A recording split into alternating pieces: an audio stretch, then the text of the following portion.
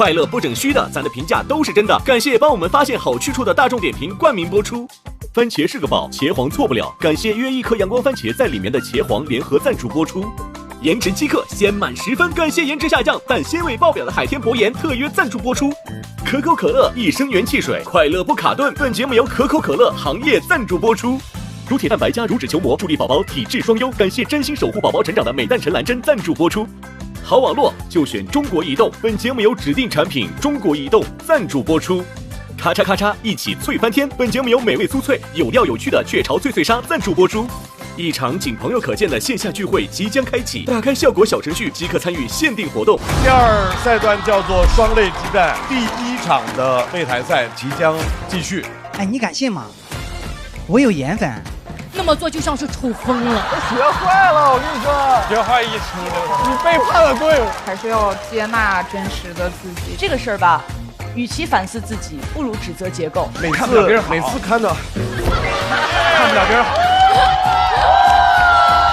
没什么大愿望，我要黑化啦 ！But I like。以为你在玩火，然后。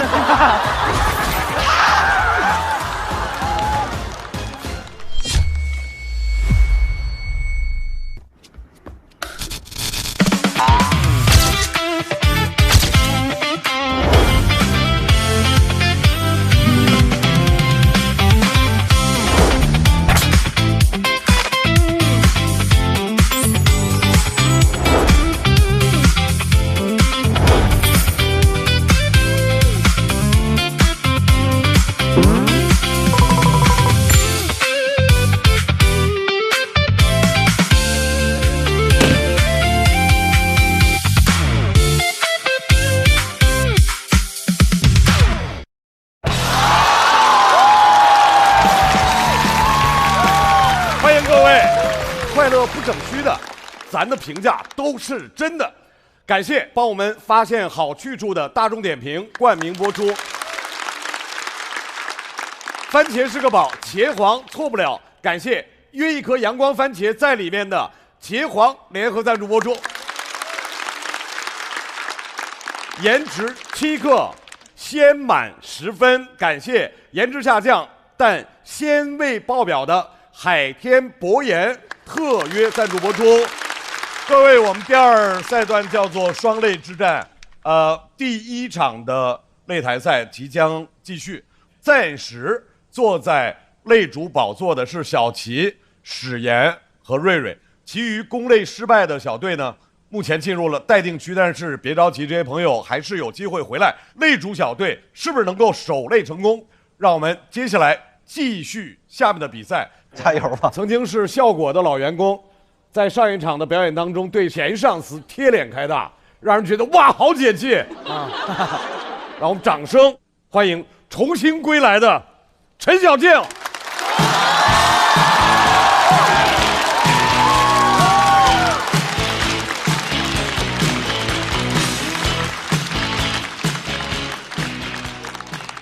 大家好，我是陈小静。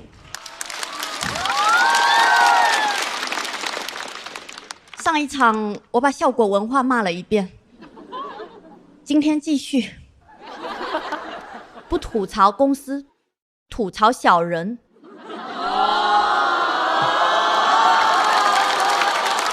哦，这么共情，怎么了？之前我跟一个演员朋友分享我的段子，他觉得特别好，好到他自己上台就讲了。谁呀？一会儿解答。我说你干嘛？这是我的。他说没有了，我就是帮你试一下。我就试一下，我傻不傻嘛？这几年我发现我小时候学的美好品德，都成了我在社会上的弱点。我真，同事套我话；我善，老板欺我弱；我美，确实。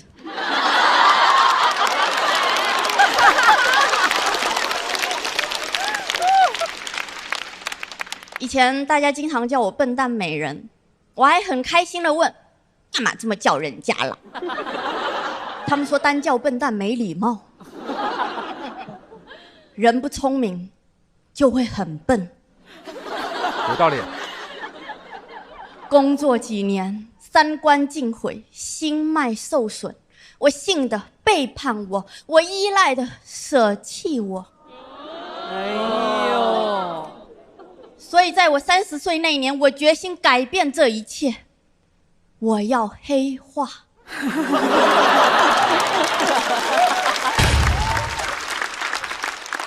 有段时间我都不出门，我就在家里黑化。有个朋友问我，你最近到底在忙什么啊？我说我在学习权谋。他说听起来就很蠢，而且没有人会告诉别人自己在学权谋。气得我直接把微信名改成了劲宝学习权谋版。我不只要说，我还要到处说，我就是要让所有人都知道我不是白痴，我是权谋大师。朋友看我那么认真，也不讽刺我了，他劝我去看医生。我哪有空看医生啊？我忙着看博弈论呢，我看得我眉头紧锁，因为这个东西它里面说到底，它竟然都是在教我数学。他就教我面对问题的时候要排列组合不同的情况，分析利弊，评估风险，从而选择一个最优方案。看完我激动，把以前算计过我的那些小人全部带入了公式。哎呦，我要狠狠地算计他们。算着算着，我在想，要不让人家算计吧。我算不出来，我是文科生啊。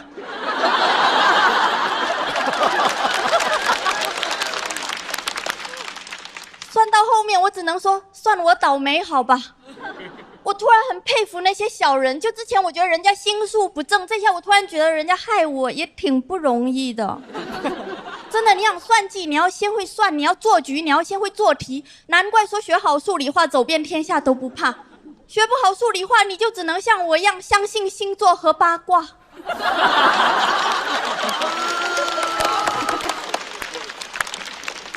算不出来，我就只会每天在小某书那种遇到小人怎么办的帖子底下跟着发小人滚开。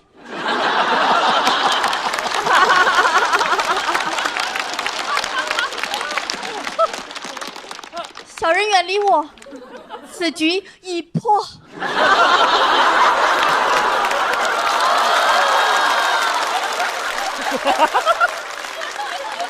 太可爱了，小静。我开始看各种兵法，我发现那些兵法每一计的核心其实都是在教人伪装，就是反间计要制造误会，空城计要假装淡定，苦肉计要有破碎感，就是建立信任然后打破信任。看完我去魅了。除了看书，我还海量刷剧，正统权谋剧哦，不是那种骗傻子的爽剧。那种正统权谋剧，他演员都不是花瓶，剧情都不低能，也没有狗血的爱情。老实说，不是真心变坏，根本看不下去。我是真心变坏的，我逐帧学习。我早上大明王朝，下午雍正王朝，晚上康熙王朝，我天天上朝。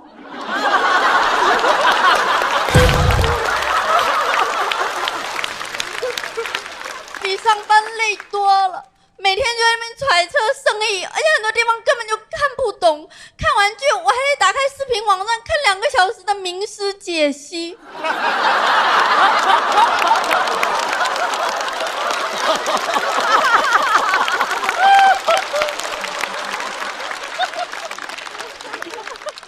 为了学进去，我还要每天写错题集。就是我今天做错了什么，按照权谋我应该怎么做，这个我就不跟你们分享了啊。因为剧里有一句话对我的影响特别大，分享给你们。有些话你说了，你就是这句话的奴隶；你不说，你就是这句话的主人。学到了，观众怎么学到了？这里其实应该有个大爆梗，但我决定做梗的主人。哦，这个铺得好哎，巧妙。我我发现帝王星术最重要的是你要是帝王。我朋友说，那你怎么没发现权谋最重要的是要有权？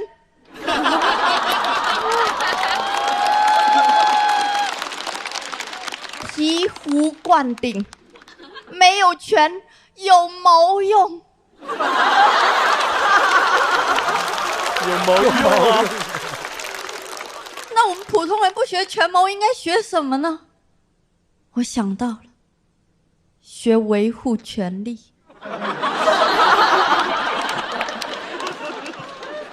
老实说，学完权谋之后，我什么都没得到，还得了疑心病。我甚至都理解曹操了，什么宁叫我负天下人，休叫天下人负我，他就是破碎了。什么吴昊梦中杀人，他就是没有安全感。心疼哥哥。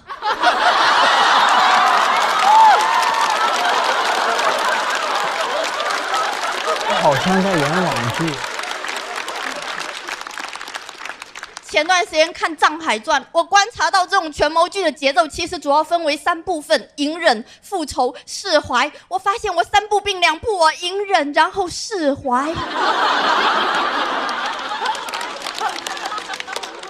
就是我隐忍着，我在想啊，这我都忍得下去啊，我好厉害呀、我就释怀了。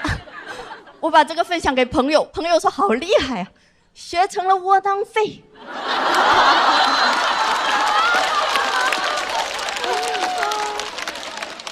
我没生气的啊，因为我并不想当那种无能狂怒的人。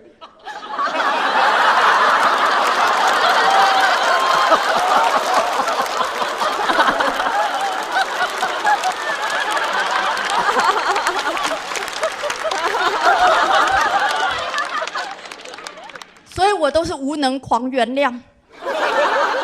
没办法，真的复仇要学习的东西太多了，难怪说君子报仇10年不晚。难怪大家爱看短剧，还是重生复仇快。怎么一重生就会权谋了？计谋说来就来，性格说变就变，好想体会一下这种计上心头的感觉呀！真的好想当个心机女啊！我心机女在我这是褒义词，是我的梦想。我每天睡觉前都在祈祷，赶紧长出心机呀！可以说睡前是我一天中最坏的时候，一觉醒来真没想到良心还在。到底是谁说的学好不容易，学坏一出溜？学坏很难的。老实说，今天这个比赛的出场位置我也权谋了。我把41个选手排列组合了一下，我不能接文本强的，不能接呈现好了，不能接人气高的，我不能接的有41个人。还好我最后接了快哥这个大傻子。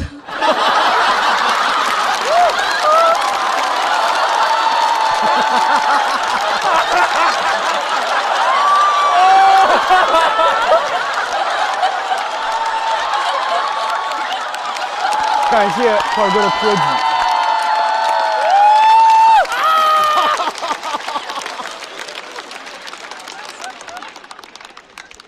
最后我跟大家汇报一下我学习权谋的结论吧。我决定放下权谋了，因为权谋的力量我不知道，但怀疑的力量足以毁灭生活。吾日三省吾身，我是不是说错话了？我是不是又说错话了？我怎么老说错话呀？压力好大呀！难怪古代太后没说2句话就哀家罚了。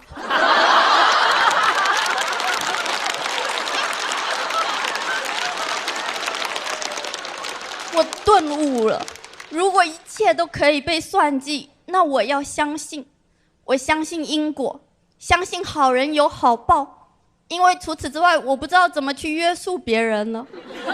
相信正能量就是我们普通人最大的权谋。我最相信的是老天爱笨小孩。哎呦，对。对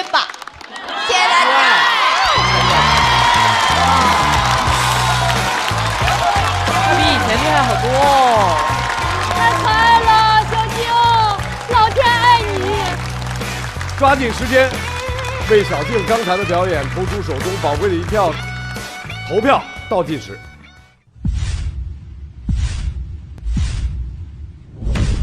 再次掌声送给小静。谢谢。哇，厉害，小静，小静实在太厉害了。对，和我们之前认识的小静脱胎换骨，而且貌似柔弱，对，其实无比坚强。因为我学权谋了。对，因为学权谋学的太好了。说完权谋了，我们整个的心态全谋了，太棒了！哇，哎，感觉就是说，就是这种一种复仇的这种东西，打开了您的任督二脉哈，就是整个感觉。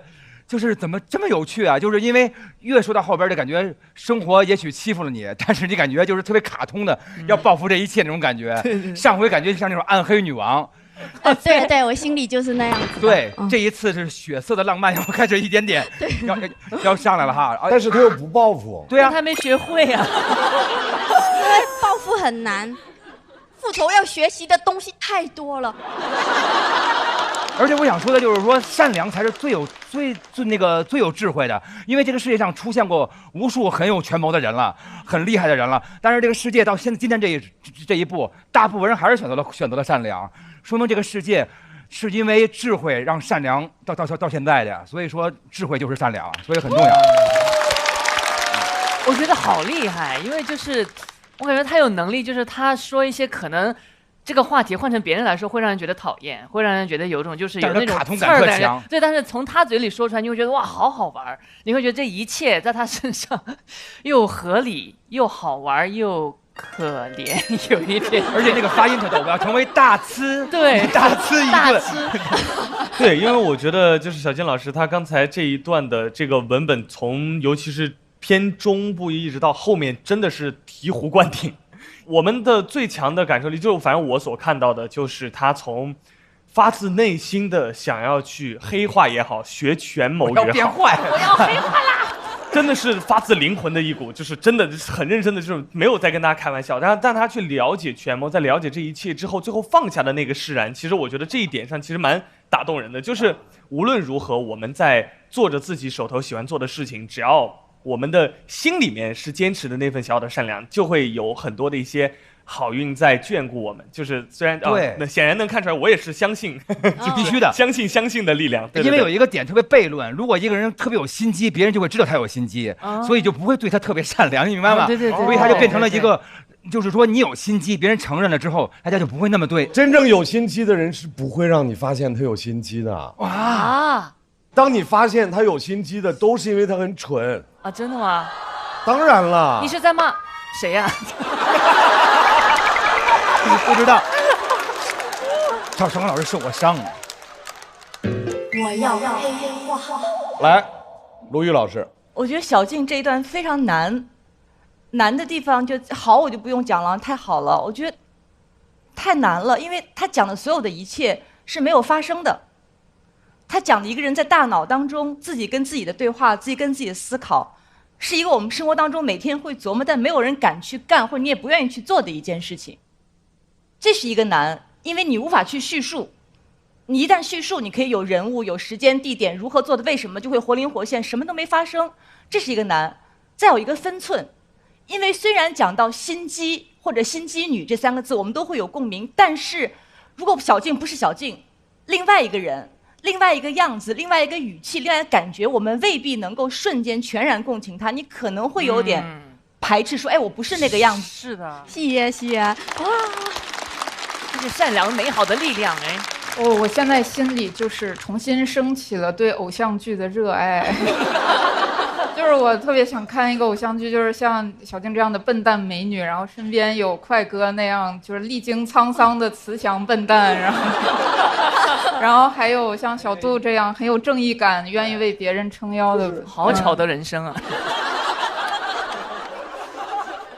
还有，我觉得可能人到最后就是还是要接纳真实的自己，就还是要有那种偶像剧的精神，就是我就是笨蛋啊。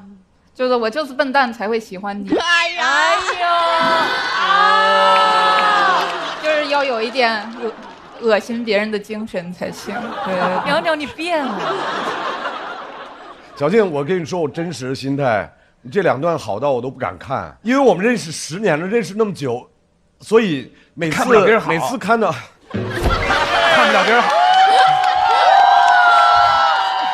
那是别人。每次看到你的要收尾结束的时候，我都会那个热泪盈眶那种。对，是我学完权谋之后呢，我也特别就是变得多疑，我也不会再相信那些随便接触我的人，我只相信经过时间检验的人。张老师就是，谢谢。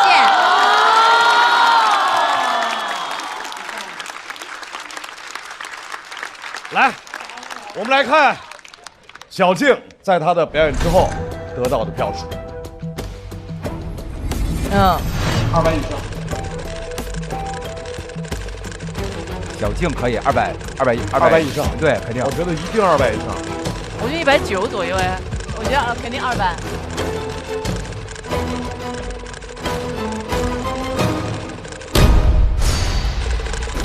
哇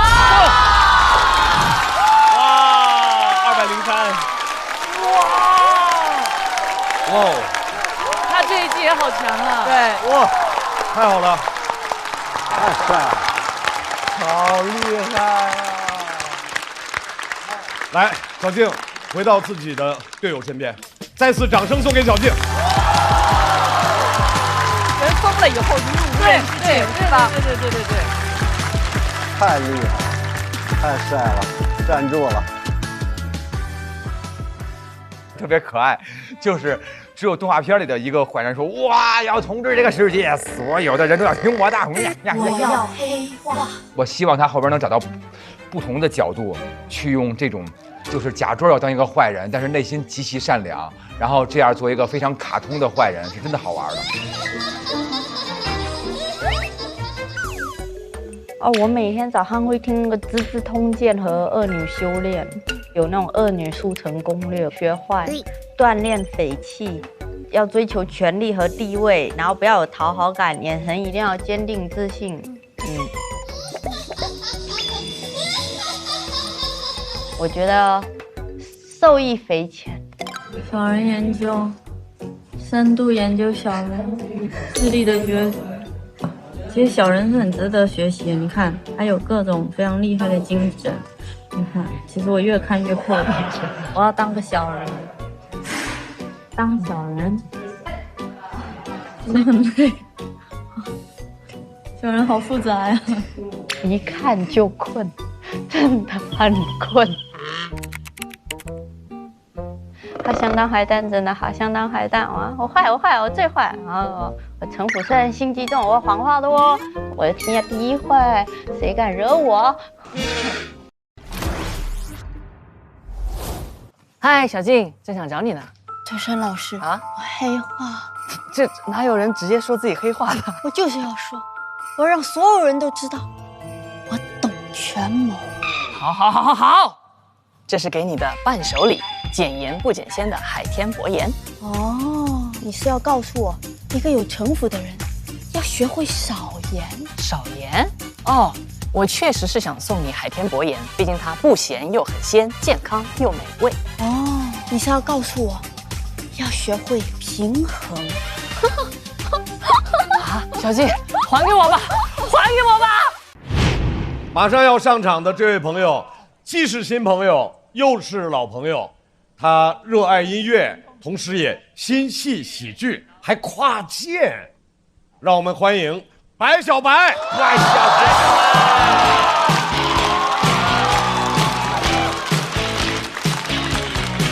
Hello， 大家好，我是白小白。来之前，导演告诉我说，我们这个脱口秀的形式都是站着说。你作为歌手跨界，能不能来点不一样的？我站着说不让我倒立唱啊，是不是这样？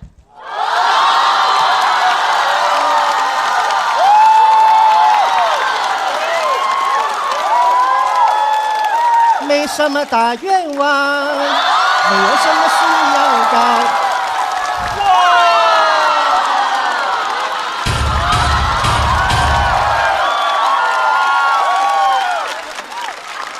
太震撼了！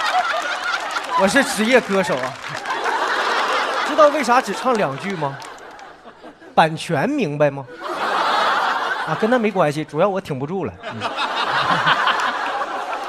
我从小呢就有唱歌天赋，从小呢就是什么老爷半大寿啊、三姑家乔迁，我都上去唱。现场还有乐队伴奏，唱完了亲戚还给我塞2块钱。你放现在这不就音乐节吗？5、6岁我就接商演，听说现在好多演员5、6年都没接着商演，你们，哎呀，你们家亲戚都不办事儿是吗？哎，6岁我就写原创歌曲，我写的还是情歌，我给我爸看，我爸特别惊讶，儿子，你想结婚了？我说爸，你惊讶的不应该是我会写歌吗？我跟我爸说不明白，我就跟我妈说，我说妈，我想学音乐。我妈说特别支持我，妈给你找个好学校，不光能学音乐，还能学那个舞蹈、乐器、口才、表演，咱艺多不压身。我以为我妈给我送国外男团去呢，到那一看，2人转剧团。我说妈，我不想上剧团，我想上音乐学院。我妈说音乐学院不好。我说咋不好？贵，1年7万。我给你找的1年才1万，你能学7年？哎呀，2人转剧团是真专业，什么手绢、乐器、二胡、翻跟头、打把式，什么都教。他就是不教唱歌。我说我来学音乐，你这学2人转我不想学，以后怎么做音乐呀？这以后加入2手玫瑰吗？我就找老师去了。我说老师啊，我想学歌，我6岁就写原创歌曲了。老师说你先踏踏实实的，原创之前呢，咱先学会翻唱。我说怎么翻唱啊？老师啪就翻个跟头，然后就唱上了。翻唱。我说老师你先回来，别翻。老师说不喜欢是吗？那教你说唱好吗？我说行啊，来说一个道一个，想起哪个说哪个，哪个说好都不错。说的是，我说别说了，再说我就退学了。我说这啥呀？老师你能教我正经歌吗？老师说那教你情歌好吗？送情郎啊，一送送只在大门啊东啊。一都不压线。2人转会的多。我说再给我送走了，哎呀，在那儿坚持了2年，就逃离了这个环境。毕业之后呢，我找了一家唱片公司面试，那老板就问我，小伙子，你有什么演出经历呀？我说我演过音乐节。老板说不能啊，这片音乐节这几年都是我做的，没见过你呢。我说我干的比你早，6岁就干了。老板说你在哪儿演音乐节？我说就是那个就马家堡、王家屯、麦田村音乐节。老板说那你还会什么才艺？给我表演一个。我当时就给他表演一个翻唱、说唱和宋庆郎。老板说演得非常好，我给你推荐一个2人转剧场去演去吧。兜兜转转我又回到了2人转剧场。那帮2人转演员是真厉害，一个个的包袱炸，效果好，观众都站起来鼓掌。只有我一个人只会唱歌，什么都不会，显得我格格不入，就跟现在一模一样。啊！但是2人转的观众跟脱口秀的观众还是有很大区别的。脱口秀的观众一般看完不满意写个 report，我们的观众不是，看完不满意给你一电炮。我一看这个地方不能演，我得找一个专业做音乐的地方。我找了一个 music bar， 就是音乐酒吧。音乐酒吧那种气氛特别好，我一上去就是特别兴奋。歌手嘛需要互动，上去我就喊喂，双手举过头顶。下边一个观众都没举手。下边俩客人在那研究，双手举过头顶，他是警察呀。有个同事告诉我说，在酒吧演出你得炫酒，炫好了还能给小费。炫酒就喝啤酒，炫进去。我一看这是我强项啊，正好第2天我就渴了，我到一个大哥跟前我就炫了7瓶啤酒。哇！我一边炫一边说祝福语，我说祝大哥8989越过越有，9898越过越发，把所有银行搬回家，发到不能再发，然后把钱拿给我花。大哥说的老开心了，祝福我收到了，这7瓶啤酒你买单啊？啥玩意儿？我一口没喝，都让你喝了。我一听我买单，转头我就上去唱歌去了。那大哥越看我越生气，就往台上扔啤酒瓶子。他一扔我就躲，他一扔我就躲。酒吧演出特别锻炼人，演几天我唱跳都会了。对你爱不完。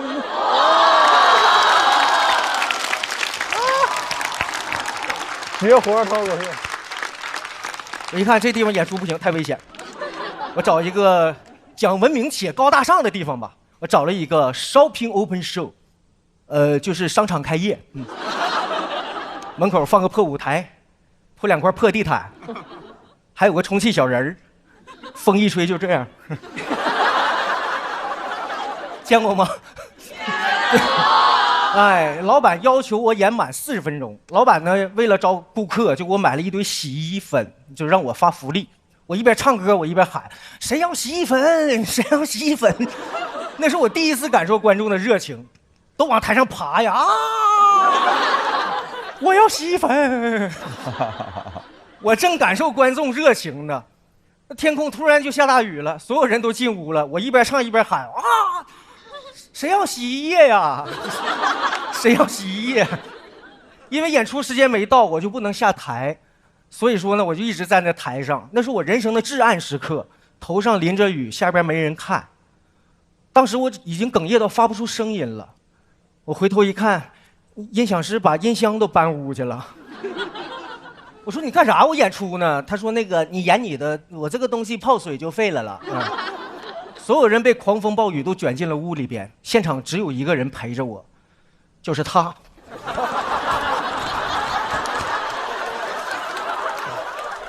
因为只有我们2个没有资格避雨。其实经历了这么多事儿呢，我为我曾经有一段2人转的经历感到庆幸。如果没有那一段的经历，就没有今天的白小白。我更感谢自己没有放弃做歌手的梦想。是音乐支撑我走到了今天，所以以后不管遇到任何的坎坷，我都会骄傲地告诉自己，我现在是一名脱口秀演员。谢谢大家。谢谢，谢谢。太棒了，太棒了，太棒了！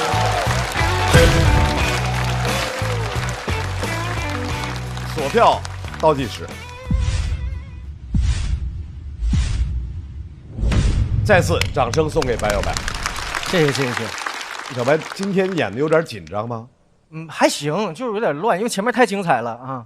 你也很精彩呀！一上来，哎，倒立的小美满，第一回听哈，从来没听过满美小啊，没什么大愿望，满美小倒着过来。因为咱们都唱歌什么那种，是不是特爽？你之前参加主咖的时候，主咖那个是纯吐槽，这个比赛竞技这感觉不一样。这个观众都资深的，这不好演。哎，那你以前演出的时候还碰见过什么好玩的事？洗浴中心演出哦，洗浴我也演过。对，客人穿个浴袍在那儿，而且那洗浴生意不好，就一个人看，然后我就在那演，必须演40分钟。他上厕所我就等他回来，我再演。你们以前演出去过那种就是说夜场的吗？因为我在出道之前，我想要去就是那个酒吧去应聘歌手，但人家不要我。但是大老师刚才有说，就是他们那个年代的演出，上个世纪哥们儿就出来了。对，以前在夜场里演出，那女生头发特别长，然后我们那儿唱歌，他那不有蜡烛，他把那个头发烧着了啊。我就说女人你在玩火，然后呢，没有，但是是真的，是不是？就以前有好多那种状况都会出现，但是那些东西都会变成今天的你。黄子演过刚才像小白说的那种复杂的场子吗？算是吧，算是演过。哎呦，您还接过这活儿？我听听。我当时反正接的那个演出是就人家婚礼嘛，当时台下的那个观众都是特别专业的那个 eater，就只吃饭，他每个人。所以其实小白的演艺经历是各位不太能比的。在脱口秀的舞台，其实除了讲脱口秀以外，大家很少会有人去展示才艺。但我觉得这个方法挺好的。我个人认为有几点的话，你可以去往那个方向试一下。一个是它起到一个增强的作用。所谓增强，就是你帮助你树立这个人物的形象，或者你破节奏。或者是奠定节奏，这是第2个我能想到的。第3个就是为笑点服务，第4个可以主打一个反差。反正总之，让自己能够在一个舒适区里面尽可能的玩起花来。因为脱口秀它就是在我看是百无禁忌的，方式也是百无禁忌，所以我觉得还不错的一段表演，加油，小白。好，谢谢老师。我就是很羡慕能整活的脱口秀演员了。白小白老师这一篇稿子比上一篇的整体性更强了，就还是挺明显的。因为第一次不太懂，然后看完上一次比赛，我就有感悟了。是很厉害。通过白小白这次说，让我就理解到原来2人转演员他们这么辛苦，他们需要具备的能力太强了，又控场，然后又要感受观众的氛围，然后随时把那个活翻出来，我觉得太厉害了。又有主持，又有互动，又有表达，又有歌舞，太厉害了。是的，对。来，我们再次把掌声送给白小白。同时，我们也要请块儿哥、小静正在守擂的3位回到舞台。小白在笑团是拿满了票，我们看一看挑战守擂的小队的总票数，请看。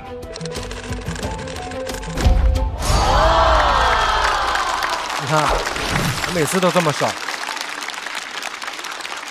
掌声送给白小白，因为总票数是508，所以小快、小静和小白将进入待定区。再次祝贺第3线守擂成功。第3线很难打，太难了，这么高。欢迎欢迎欢迎欢迎！我线下开放麦排练的节奏也都挺好，但是一到演出的时候紧张，一紧张我的节奏就快嘛。后来我发现别的脱口秀演员都是等观众笑完了再说下一句，我不是，我都一般观众没笑完我再说，就是很快。所以说我学习了很多经验嘛，我比上次多1票，上次168，这次169啊，我是觉得这个票，不太理想，很沮丧。坐吧，咱们是按这个票，我这应该再低点，给我换一马扎。领导，您坐 C 位。如坐针毡。你们就是看到那个抽签抽到你们的时候，你们的感受？抽中我们那一刻，我想终于轮到我了，给他们展示一点真正的幽默。我当时想的是，对，挺高兴就上去了，对。攻擂失败的那个时候，心情是咋样的？众望所归嘛。我还没演完我就知道了。我本来以为会有一些个悬念，但是我也怕悬念让大家等得难受，我上来就把悬念给他破除了，你知道吗？太体贴了，我多体贴。体面人就是这样。对，我觉得快哥心态很好啊。这些年我在这个行业就光传授心态了，知道吗？我从来没有操心过快哥，所以今天就很，以后也没有机会操心了。反正大家都很爱快哥。快哥，你是我第一个脱口秀界的老师，你们现在夸得越狠，到时候我就哭得越重。每一次大家聚在一起的时候，永远都是他让大家嗨起来，然后他那些阐释啊，就天然的搞笑。我觉得观众可能不太。没有了解到他那个稿子里表达的那个痛苦，越说越心酸了，眼泪要下来了。跟小静我们2个认识也得有个7、8年了吧，至少应该是脱3时候认识的，现在又是脱3了。哎呦我的娘啊！你说说，一个轮回咱都走完了，因为我们俩都编剧嘛，而且那时候也经常一块演出。小静。被罚那场演出，其实我也被罚了。哦，对，那个印象最深刻了。对，那时候我们也是按患难之交。对，他那时候还做了一个视频吐槽公司的节目。小静是我的重磅嘉宾，那时候你压力很大，同时在做怎么办？然后他脱舞，自己没上去吧，还得给别的嘉宾写稿。你在那磨那个咖啡，我去你房间。那年代还没有那种解压玩具，他在那儿跟疯了似的磨。都是我内心真实的。我的妈，这个笑点！你看这是。对，所以我们俩说要组合的时候，那些编剧朋友就说：“哎呀，对，一个商界奇才，一个略懂权谋，是不对？反正就讽刺我俩智商不高。智障。对，但其实我一直觉得我们俩挺聪明的呀。对呀，这个。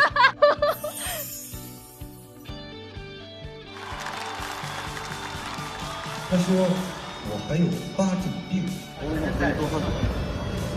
怎么说呢？跟3年前我去的时候，这个外套换个白的什么之类的，对，上面的好一点。再说太多祝福的话呀，显得我这个人性不太好。我最后就说3个字，走着瞧啊！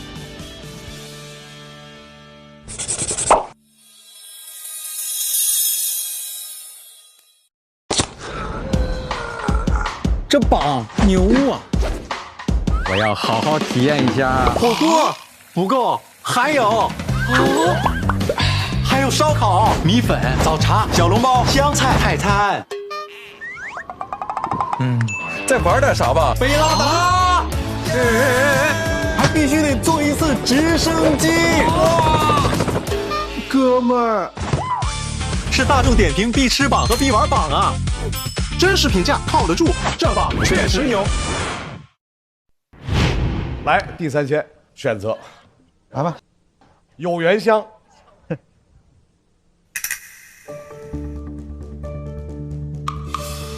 是了，是我们那个了。来压一手，我觉得是有缘。哎，我也觉得。我求你了，我求你了，求了。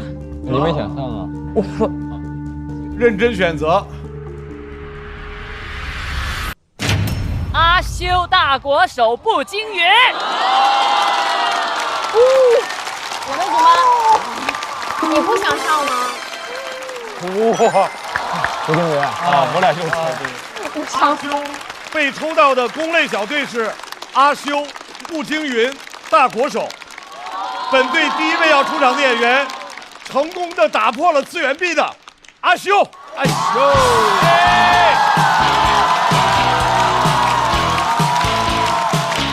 他那是挂了个工作证来。对。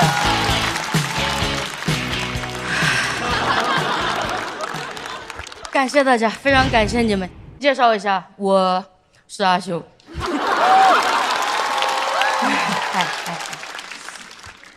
我是一个2次元。其实2次元很难定义，但是如果到了30多岁还只喜欢看动画片，那就是2次元。我呀，我相信大家小时候都是喜欢看动画片的，我也非常喜欢看，因为我的家庭环境太宽松了。每次我爸妈说要出去打工，很久不回来，我都说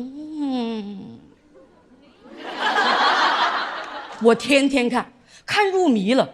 有的时候我觉得菊萍姐姐就是妈妈进化的，顽皮是爸爸进化的，所以我会自动变成金龟子。但其实从初中开始我就知道我的世界跟大家不一样，聊不到一块儿去。我的同学会问我知不知道三体，我说哪尼？他说有一个很可怕的东西叫二向箔，他会把所有人变成2次元生物。我说那不是很美好吗？他一发射，所有地球人都开始塞诺点嘛索那加达美。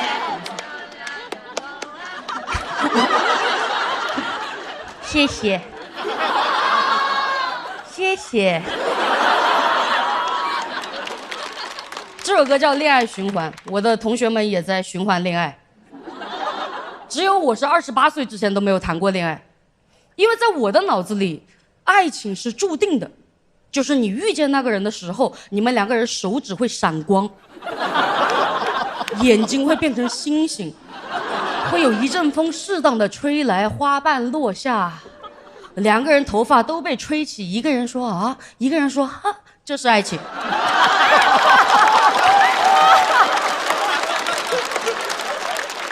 所以我好几次我都感觉到我心动了，但是我的手真的没有闪光。我耳边也没有听到恋爱循环，我真是绝望了。有的时候我都会看着我的手说，怎么还不是？可恶！所以你知道我大学毕业那个暑假有多害怕吗？那个暑假我把所有动画都看了，我跟每一个角色说，我就要去异次元世界打工了，请把力量借给我，我会带着大家的意志前进。然后1年都没找到工作。找到工作了之后才发现，一个真相，就是我最大的反派不是人，是社会化的人。我等级太低了，处理不了复杂问题。我第一份工作交到了一男一女2个朋友，他们是情侣。有一天，那个男的找到我说他想分手。为什么要告诉我呀？你要跟我在一起吗？后面他跟我说什么谈了7年了，很爱他，但是由于缺乏新鲜感，所以不想耽误他。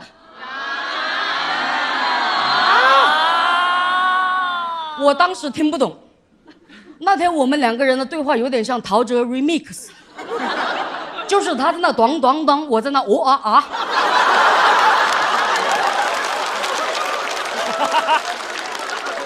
因为爱情不是这样的，动画里只有一种情况是爱了很久却要分手，就是我超爱，但是我们不是同一个物种。想到这我脱口而出，我说你还是人吗？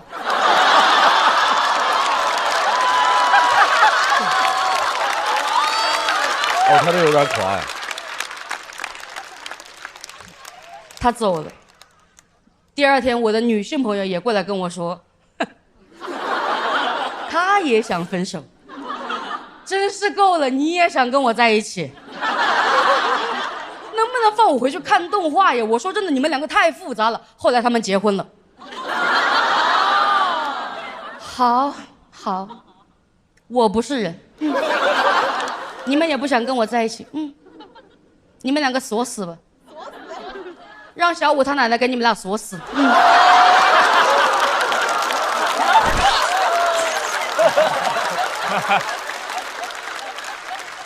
我没有去他们的婚礼，我去了另外一家公司。第2家公司就更吓人了。第2年，那个 HR 就跟我说，让我去劝退一个新员工，真不是人呢。但这个时候我已经会分析了，按照我的分析啊，劝退就是抛弃，就是为了利益，不要同伴。作为 HR， 他不谈，让我去谈，就是他想让我来当这个反派。所以真相只有一个，就是他是一个想成为鸡贼王的男人。而唯一看透这个真相的，是一个外表看似小孩，实际30多岁的小大人。Yes。嚷，节奏太好了。所以我虽然不记得我说了什么，但是我肯定是把 HR 卖了。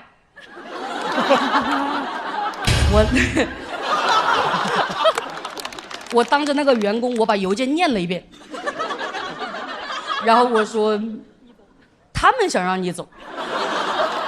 我狠狠背叛了 HR， 不仅如此，我回去还给 HR 发邮件，我说 best wishes。我太坏了，我是一个彻底的双面派，我从一个小大人变成了一个大小人，怎么会这样啊？我恍惚看见幼年期的我自己天真无邪，在那你好社会，转头对着现在的我你好社会。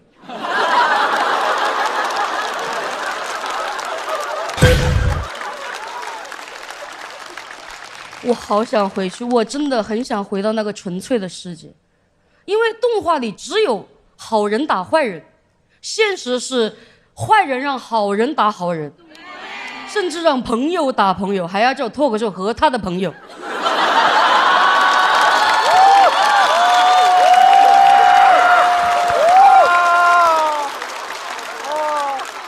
请注意，这不是我们节目的名字啊，少念了一个字，门。这是什么意思呢？就是如果想让我攻击我们节目，没门啊。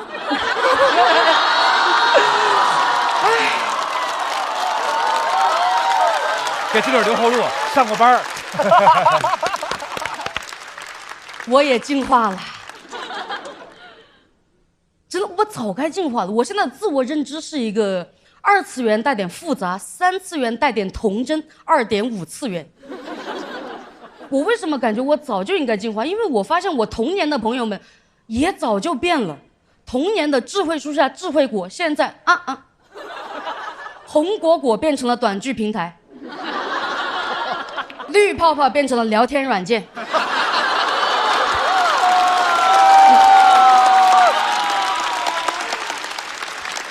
而我个人从小的最重要的陪伴者菊萍姐姐，也在前天6月1号正式退休。42年不让人退休啊！她当了42年菊萍姐姐了，我也看了她20年。作为真的很忠实的观众，我可以衷心的表达我的想法，我真的感谢她，因为她退休这一天，我也开始学着做大人了。感谢你们，谢谢。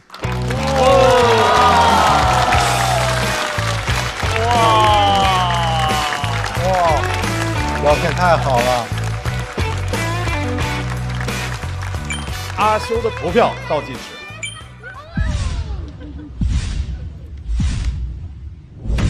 再次掌声送给阿修。阿修，这期节目播出的时候，咱们一定要热烈的邀请倪萍姐姐和菊萍姐姐，倪萍也来啊！心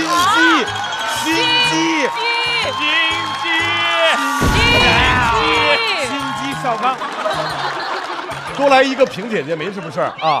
我们一定约着那个菊萍姐姐、红果果、绿泡泡一块儿互动一下。还有金龟子姐姐，还有金龟子姐姐，太好了。OK， 董浩叔叔啊，对，真的对，太可爱了。深深就说说，因为深深本身看这个时候特别感触又特别深，对不对？是，卡布勒老师，请说。因为我觉得阿修他真的就他有自己的一个魅力，就他说所有的事情的时候，你都会愿意听进去，而且你会觉得他跟你距离特别近，然后你就会在任何一个地方你会找到跟他同频的这个点。对，因为我也会喜欢看一些动漫啊什么之类，但我其实很不敢称呼自己二次元，因为我觉得我没有那么精通。但是我觉得我们可以在那一个二维的世界里面去找到很多的精神支撑，去面对我们现实生活当中一些挑战和困难，我就特别特别喜欢。刚才阿秋说到那个点，我们拍的时候就说燃了吧。我们就是说，我在这。我觉得其实刚才那个阿修老师最后的那一个结尾的地方，我觉得蛮感人的。当时的那个画面感，其实就是随着年龄的增长，好像我们每天无论是被工作啊，或者被手头的事情所填满了生活之后，我们会感受不到，好像其实自己离曾经的那个童年的那个年龄真的是越来越远了。就是当你回过头来看的时候，你会发现。就是哇，过去了那么久，但是好像你又很庆幸，哇，原来内心以前的那个童真，还有那份可爱，它还在。我觉得这个是最宝贵的一件事情。是，只要相信那种纯粹的正义就好了。其实阿修无论是上一个赛段讲追星，还是这个赛段讲二次元，核心都是在讲长大的故事。对，用不同的角度来讲长大的故事，所以就能够和很多人来共鸣。对，我再说一句，就是我觉得其实这样次元壁其实大家一直在打破，就包括因为哪吒很爆火嘛，但很多人就在自己就撑不住的时候就会说出那句话：我命由我不由天。就这样的能量其实真的很强大，很强大。我也很喜欢这样一个魅力。对，所以谢谢阿修给我们这样一个角度的故事。谢谢。我一直怕我有点会听不懂，因为我们看的时候一直要动画片。所以二次元对我来说是一个完全新的概念，但是完全没有这个问题，因为它是从一个二次元爱好者的一个角度，最终还是在谈跟我们人相关的问题。是的，我想当你所有的脱口秀的问题是跟人产生亲密连接的时候，就会打破所有的次元壁。你有一个什么东西可以随时给你能量的？这是我上个月专门去深圳买的数码宝贝的代表友情的进化徽章，我以为是工牌的，我们以为是工作牌。我想来要比这个朋友赛，所以我代表了这个友情的徽章。我希望我们的跟节目的友情能更进一步，我希望。哇塞！来，条条老师。我很喜欢阿修对题材的选择，就是上一次是讲自己当粉丝的经历，然后今天说自己喜欢二次元。我觉得年轻人创作就是应该彰显自己的审美品味和存在的，我觉得很棒。谢谢阿修在2个赛段用自己的角度来跟我们分享成长，我们也很盼望未来能够听阿修讲更多关于自己成长的故事。但是听之前，我们先来看一下本轮在他的表演结束之后，他获得的票数校团10票满票。现场观众投票结束之后，阿修获得的票数是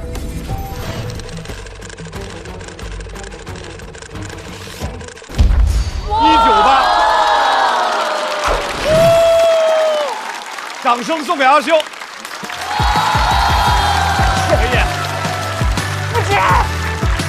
太厉害了！阿修，我觉得哇。他能够把我们认为有距离的东西让所有人都听得懂，大家也会觉得啊，我不理解二次元。包括像他第一次说的追星，阿修他给我们看到了这2件大家可能会有点刻板印象的事情的好的那一面，我觉得是非常有必要的。对，动画文化就是它构成了我看待世界的角度、看待我自己的角度和我交朋友的尺度。我信念崩塌的时候，我才会去那个里面再重新寻找到我的信念感，还有对生活的勇气，就相当于他们2个都是我的外驱力，因为我觉得现在就是我最舒服的状态了，我可以跳脱，可以做选择，可以在必要的时候完全封闭自己去做某一些事情，我非常喜欢现在的生活状态。马上要来和首类的第3仙 PK 的第2位朋友，一向都是步步生风的步惊云。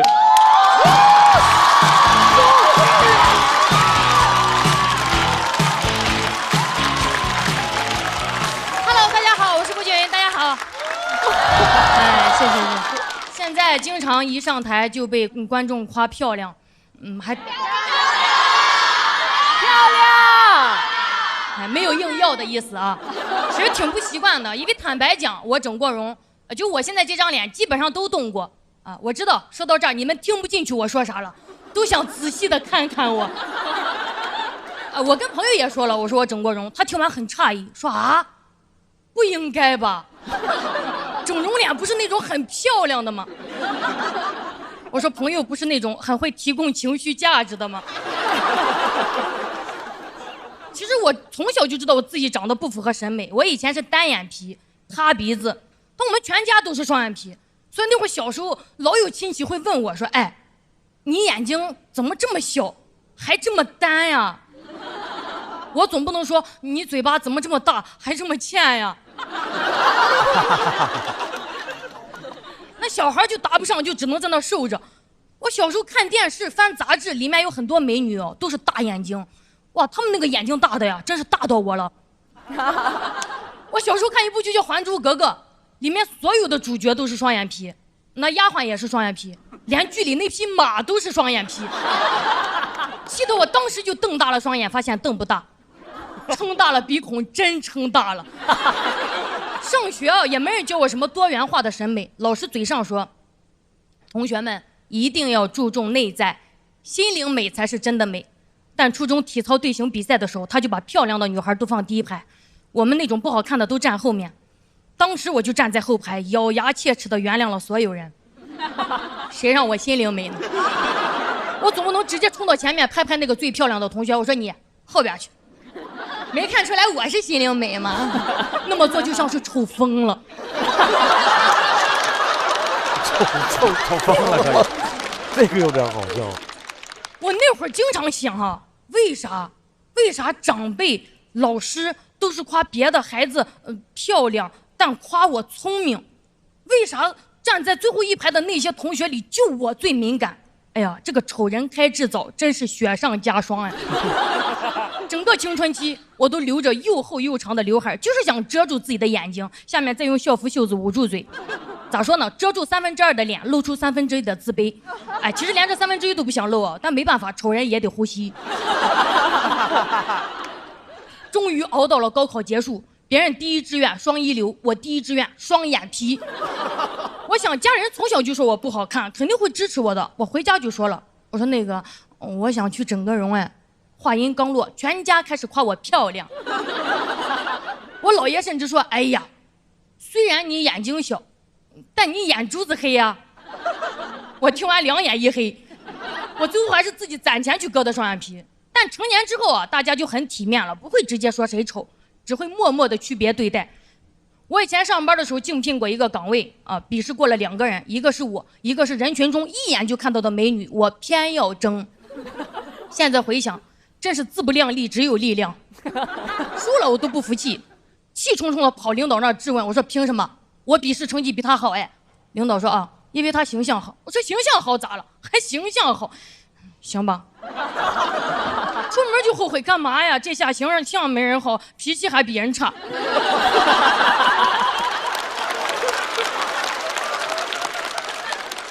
从小到大这种事我经历太多了，我想整容，但我知道整容是有风险的。哎呦，但比起几10年的自卑内耗，我想手术这点疼算啥呀？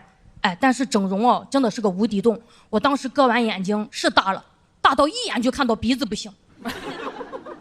我想做鼻子，我承认当时是一种赌徒的心态了啊，因为我做完双眼皮就有人夸我好看，尝到甜头了。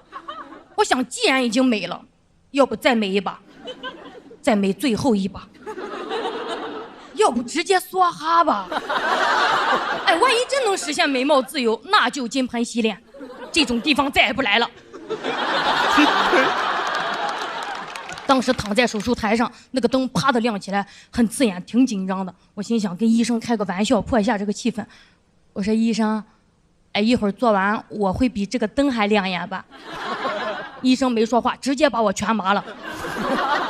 做完鼻子我还幻想就像电影里演的那种，让我坐在镜子前，纱布一层一层的拆开。医生看到我手里剪刀啪就掉地上了，对着我的脸呀 beautiful。 结果是我拆开纱布，他说呀，叫主任过来。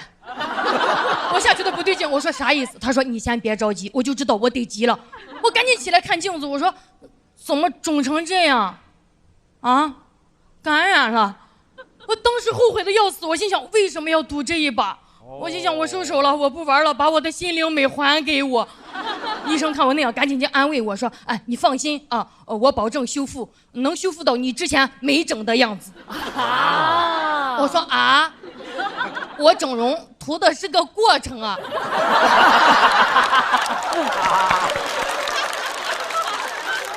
哎，我是整了之后才知道，整容真的是很需要运气的，要倒霉了真的会要命。俗话说，美死不如丑活着。今天跟大家分享一个我挨了2刀才明白的道理啊！原来鼻子最主要的作用是呼吸。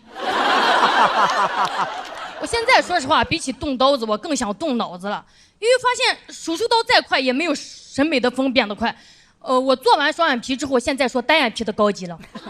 我前2天去一个拍摄的工作，那个化妆师在帮我吹头发的时候说，现在就流行头包脸，而不是脸包头。我上次听到这种逻辑问题，还是问为啥叫肉夹馍，不是馍夹肉？什么是头包脸？头发会把显得脸小。但我现在真实的情况是已经顾不上脸了，我现在焦虑的顺序是事业、健康、家庭，美貌已经在很后边了。直到有一次我跟几个朋友在一起聚餐聊天的时候，发现一个事儿哈，就我们在一起说老板的时候，说过他装，骂过他抠，但没人说过他丑。哎，好像当一个人有话语权的时候，我们就不会在意他的脸了，是吧？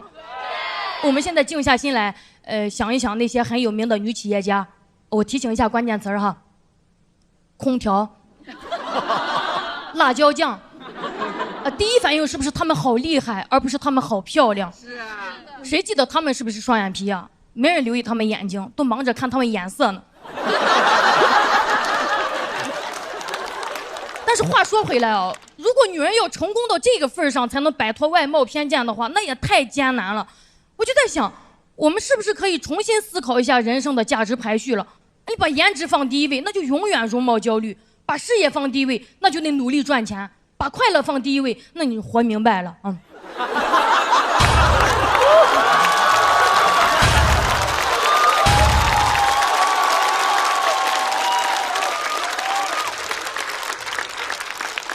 当然，我也不想说什么女孩子不要容貌焦虑，咱都自信起来这种废话，因为外貌偏见它还是在呀，那就等着吧。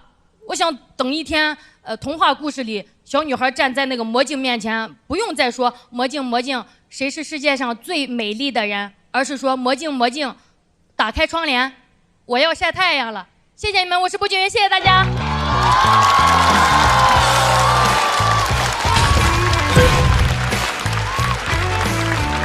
抓紧最后的投票时间，投票倒计时。再次掌声送给步惊云。谢谢大家。布老师这么自信的一个人会有这样的经历啊？在我印象中，步惊云是一个非常那种自信又生命力非常强的一个人。哦，也会这样哈？那我就对我自个儿那个安慰到太多了，是不是？我以前小时候那个穿衣服就是瞎穿那种，人都说我穿衣服没重点，然后我就说爱漂亮没有重点，对不对？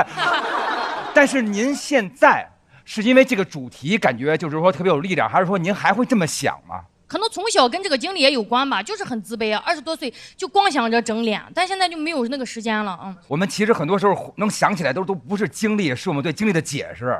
同样经历这些事儿，然后如果我们解释的觉得这一段是我为了我现在更加的自信而必须要经历的，那我就不会对那段经历以前那么的在乎。我觉得现在你对你自个儿的解释，在我看来是非常自信且蓬勃的。我觉得希望你能一直这样的生活下去，特别棒。谢谢大老师，谢谢您。关于美不美这个事儿，我特别赞同。我听到了一句话，就是这个事儿吧，与其反思自己，不如指责结构。因为当整个世界对于美的标准如此单一的时候，你不能要求一个人他不去居于这个压力而做出一些可能不想做的决定。对，压力很大的。还有，我觉得成年人美不美，想怎么样去美，都是非常个人化的一个选择，我都会尊重。讲到步惊云，你非常漂亮，可能手术有一部分作用，但大部分的原因真的就是因为你在这个舞台上，你真的是光芒四射。哇，谢谢。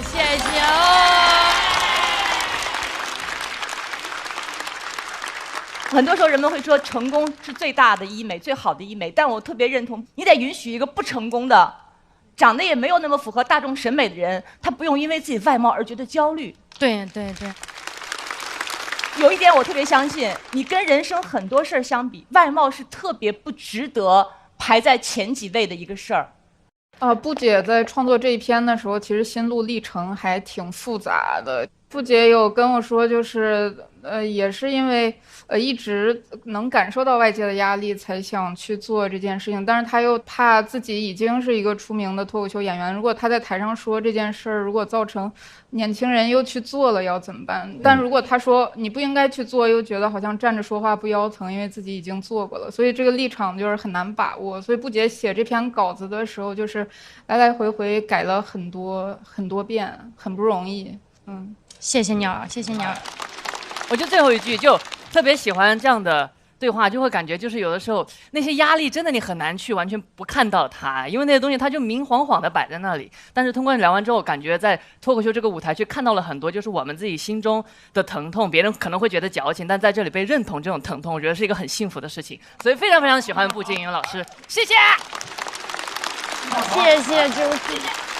我们来看一下步惊云在自己的表演和大家投票结束之后，他得到的票数是。谢谢大家。哇，可以的。哇。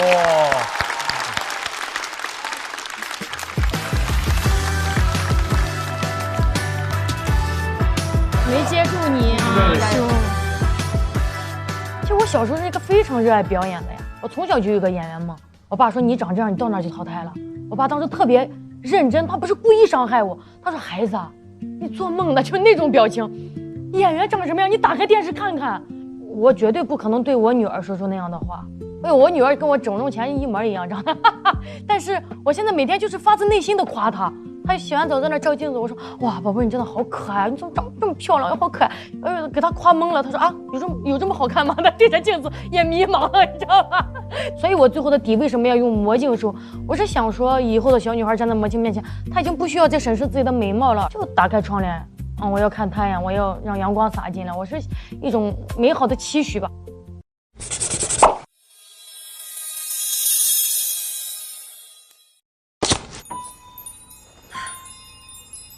音乐讲究每一个音符的和谐，健康美味更要精准的咸鲜平衡。海天博言，每100毫升盐分低至7克，开启精准控盐新时代。海天博盐，减盐不减鲜，每顿都是好吃的健康餐。颜值7克，鲜满10分。海天7克超薄盐，更多海天薄盐系列产品，我的减盐选择。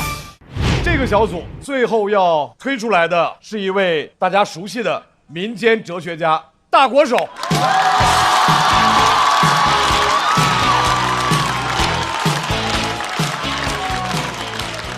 大家好，我是大国手。好，谢谢。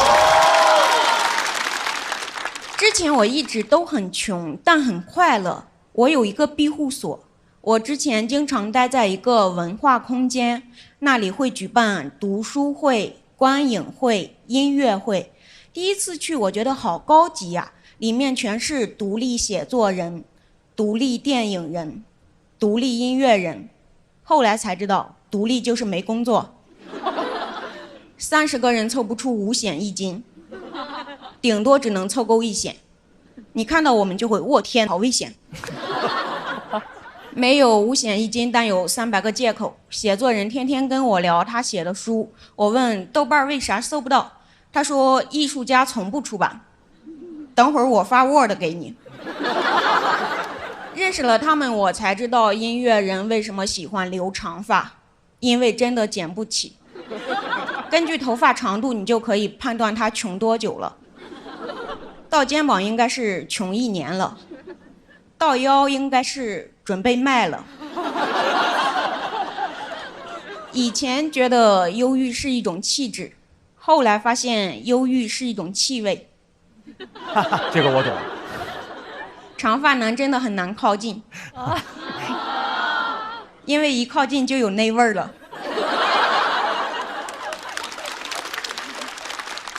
所有人都很穷，你甚至可以听到这样的对话：借我50行不行？分3次还你。这么有实力，3次就能还清。听完我就爱上了这里，这里有一种无条件的包容，因为没一个人有条件。有次我看到一个人是骑共享单车来的，我就劝他：你都这个条件了，你就走2步吧。他说不是，上个人没锁。那你手里的奶茶，上个人没拿。我说给我喝一口，他就骑车走了。因为学哲学，我在这个空间很受尊重，他们觉得我很聪明，经常跟我聊哲学。有次吃完饭，大家就坐在那儿，开始问我，什么是自由意志？人生有没有意义？宇宙的起源是什么？聊得非常深奥，非常抽象。但有个问题没人敢触及，没人敢问，在哪儿买单？这个问题太具体了，而且真的有答案。之前有人问我为什么那么穷还那么快乐，细心的观众应该听出来了，穷且快乐的要点就是你得一群人穷，一个人穷根本笑不出来。一个人穷还在那儿高兴，应该是穷疯了。我一直觉得我们这群人最大的特点是穷，后来发现我们这群人最大的特点是会把失败说得很浪漫。我有个朋友叫菲菲，骑自行车骑了1000多公里去跟女孩表白，到了之后我们就问他在一起了吗？他说在一起了，他跟别人在一起了，跟高中同学，他前一天坐飞机来的。其实菲菲开始也不叫菲菲，我们就是觉得人缺什么就应该补什么，就给他改名了。菲菲还自我欺骗说结果不重要，这个过程我也用双脚一步一步丈量了这片土地。我不想拆穿他，就说对啊，你爱的根本不是那个女孩，就是这片土地。我们都觉得菲菲运气不好，后来她去支教又跟女孩表白，女孩前一天也跟高中同学在一起了。很神奇，菲菲一表白就会刷新一个高中同学。后来她学聪明了，找没上过高中的，别人还是拒绝了她，他就很难过，问我是不是因为我太穷了。我嘴巴上说当然不是，你很优秀。我心想赶紧洗洗头吧，不然穷只会是你最小的缺点。现在5年过去了，这个空间也倒闭了。回看过去，我经常觉得很恍惚，我分不清当时到底是在追求梦想还是逃避现实。有时候甚至觉得就是不上班闲的。第一次冒出这个想法的时候，我吓了一跳，我觉得我好老登啊，我有什么资格评价过去？我现在不就是有几个臭钱吗？后来我认真想了想，我认为当时不是逃避现实，是灵活的面对现实。当时我们年轻迷茫，不知道人生想要什么的时候，我们选择了一个自己愿意承担的代价。每种生活都有代价，有人选择工作忍受无聊，有人选择自由忍受贫穷，有人选择工作忍受无聊和贫穷。人生就是祸不单行。但无论怎么选择，我觉得大家都是在认真生活。我现在挣到钱了，就经常找机会宴请年轻的艺术家。今天现场来了一个新的俱乐部，叫折耳根喜剧，这就是我的俱乐部。我是听说节目组可以给俱乐部的主理人包差旅来上海，为了宴请朋友，连夜成立了一个俱乐部。路子确实有点野了，但我觉得也还好吧。我也只是看到一辆共享单车，没有锁。最后，我想跟迷茫的人说，不要怕，因为没有方向，就代表哪里都可以去。谢谢大家，我是大高手。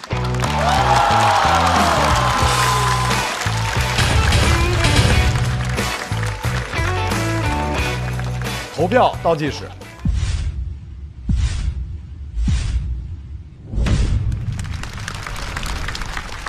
哎，折耳根喜剧的朋友在吗？折耳根啊，就是因为节目组包差旅来的。是。哇塞，靠着梦想活着，还是也挣钱呀？靠找他要钱活着。他就是梦想本梦啊！你觉得靠找大国手要钱能要出多少钱呀？每个月都可以找他刷新一次。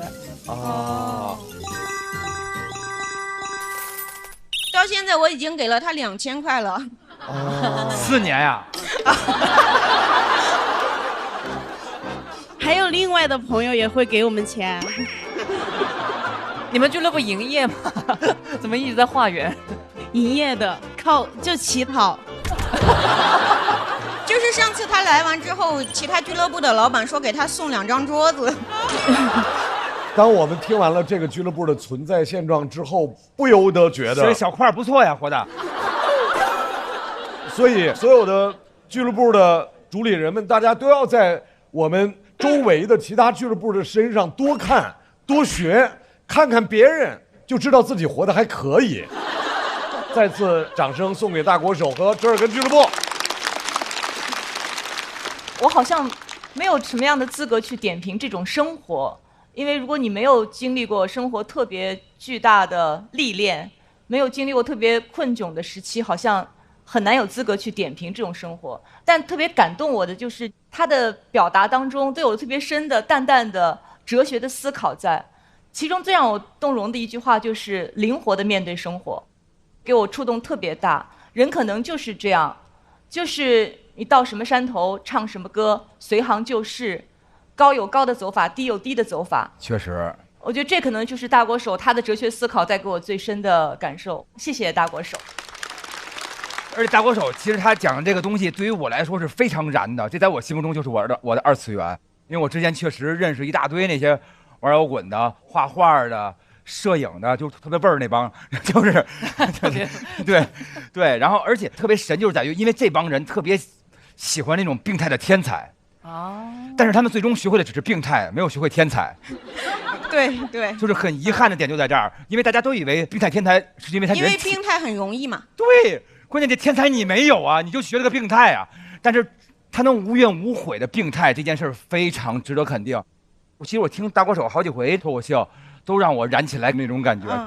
对，我也是非常的共情，尤其是那一句就是迷茫的时候，那就证明你哪都可以去，哪都可以去试。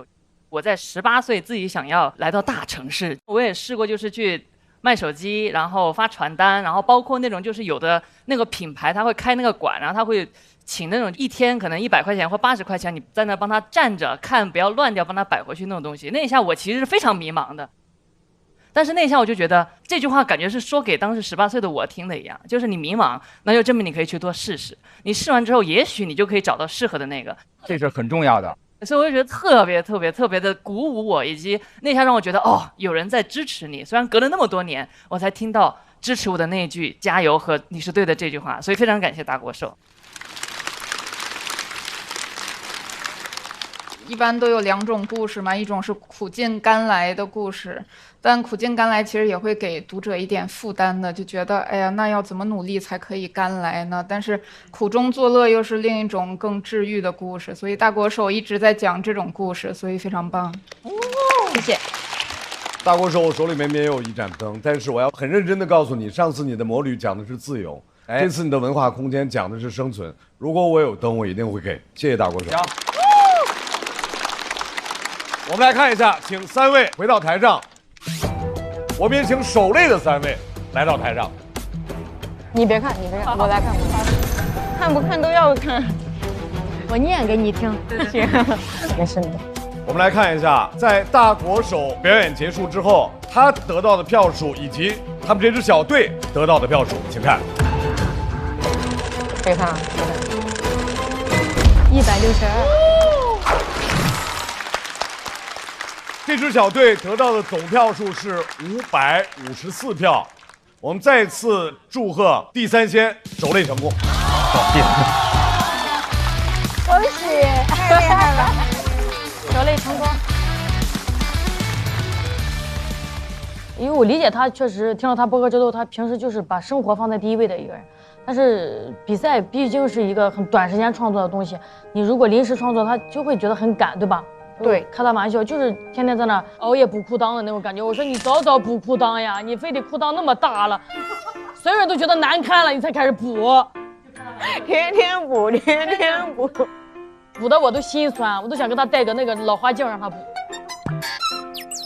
来吧，第3仙的3位朋友，你们已经面对过3个小队了，接下来你们要面对的是第4个小队，请在有缘箱里面抽出你们下一组要面对的朋友。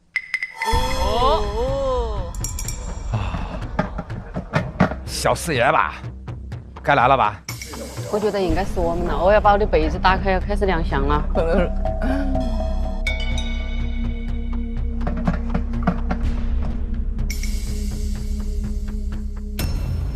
杨鑫、大刀、四爷、小四爷。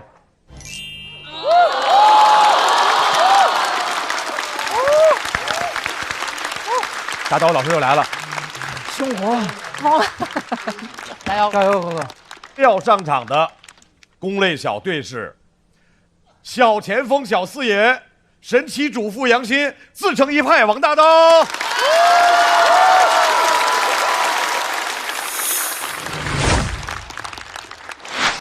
3位是如何走到一起的呢？我们争取过来的。欣姐说：“你喜欢谁，我们就去抢谁。我们有一个候选人的名单，小四爷就位列其中。”熊本代表小四爷，我们要站起来欢迎吗？过来，你过来。这里面最喜欢小四爷的幽默，是真的，我帮他证明，来嘛。我们昨天是压着演的，他压不压我们知道，我心里想，我可拼尽了全力啊。他当时其实内心是非常纠结的，他和大国手也可能想有机缘巧合再重新组队，但是我们一直在给他洗脑，放弃吧，对吧，欣姐？完全正确。用了20分钟把他老婆洗通了。那我加入他们吧。来。你们组队后有愉快的玩耍吗？根本没有。永远记得那一天晚上，他说：“你需要改稿吗？”我说：“我需要。”他说：“好，等我回来。”我等到凌晨2点，他说他走不开了，7结束了，可是大狗又突然来了。我心里面想，大狗就是比我重要。后来到了凌晨3点，他又说你还在吗？要不我明天回来帮你赶。可是明天我也有自己的事情啊，我是一个有工作的女人，我有通告啊。不是啊，那确实是，确实是这样，因为那天没有你这篇问题很小呀，你但凡有空帮我多调调表演，多帮我加2梗。没教你吗？那模特行走，你不听呀？来，先垫脚尖，左脚垫脚尖，左脚垫脚尖，然后走，哇塞，然后右腿这样。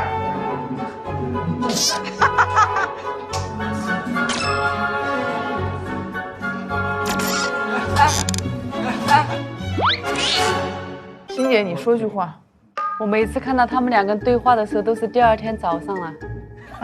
对，欣姐睡得特别早。她每次在群里面凌晨1、2点你们帮我看看这段有什么问题。欣姐反正早就睡死了。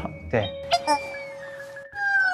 我们是实力和潜力都非常强劲，前途一片光明的3人小组。你同意吗？我同意啊。那我也同意，帷幕才刚刚拉开，等着瞧吧。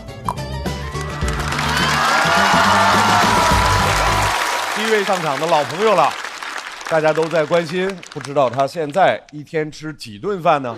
掌声欢迎小四爷。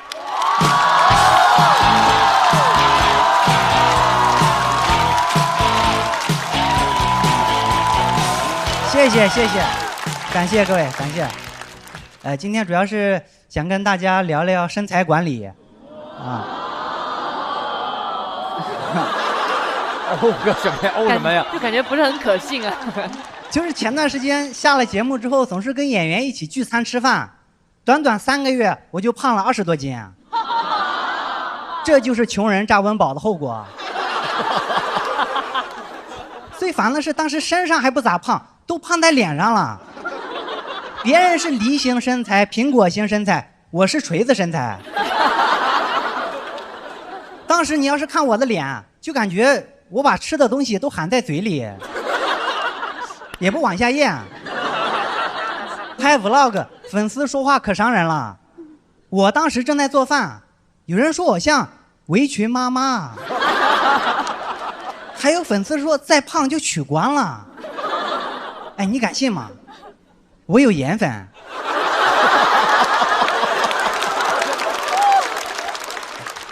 恶评有点太多了，而且节目马上就要开始录制了，上节目胖太难看了，我必须得开始减肥了。我开始吃减脂餐，这很难受啊。这对我来说有点太残忍了，因为我刚开始吃上好吃的。我第一次点减脂餐的时候，我还以为他忘炒了。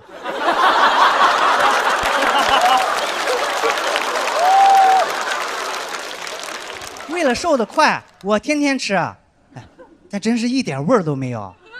天天吃我真受不了，我要求也不高，有味儿就行。有一次馊了，我吃的可香了。而且分量太少了，根本吃不饱。有一次分量少了，我直接给了个差评。我说减脂餐分量太少，根本吃不饱，越吃越瘦。结果商家把我的差评置顶了。太贵，我就尝试自己做。可是减脂餐里面东西品类很多，分量又很少，买多了容易坏。这么少的食材买菜都很麻烦，老板都嫌弃我啊。他问我你要几根玉米啊？我说那个3行。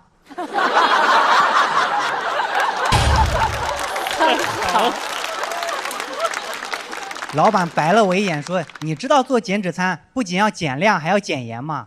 还好我有海天博盐生抽，盐分下降，但鲜度爆表。你带1瓶走吧。”啊，我说好。那玉米我要1行就行，海天博盐生抽拿2瓶。吃不饱已经很惨了，为了瘦得快，我还得运动。我还买了健身房的私教课。我没有脱离群众啊。其实是赶鸭子上架，不得不买了。我本来是想买一节体验课，然后学几招自己练，结果在店里被学员认出来了。教练看到学员跟我合影，他就以为我是那种有钱买课的大明星，拉着我买课。首先，我不是大明星；其次，就算我是明星，但我的人设是穷啊。我就想拒绝啊，结果教练说：“你是明星，你肯定不差钱。”这句话一下子就把我夹起来了。我有点好面子，所以这课我就不得不买了。但是我抠，我必须得跟他砍价。我砍价砍得有多狠？可以说，把明星带给我的面子全都丢光了。买完课，我是以素人的身份出去的。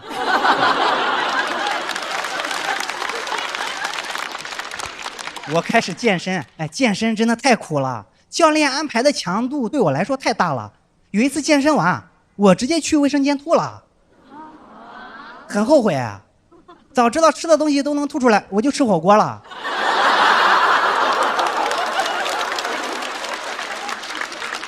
不仅累还疼，尤其是练完腿，第二天我动不了了，点减脂餐根本没法拿。也就是那天，他馊了。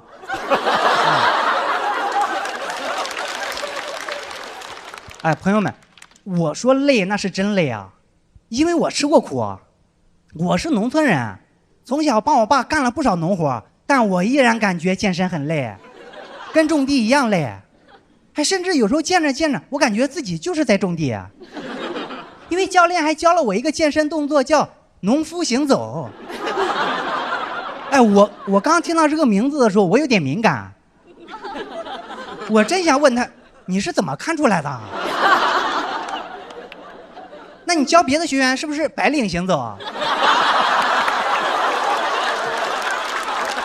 他说这个动作就是模仿农民在田间地头拎水拎重物的动作。我花这么多钱啊，就是为了看你在这模仿我爸。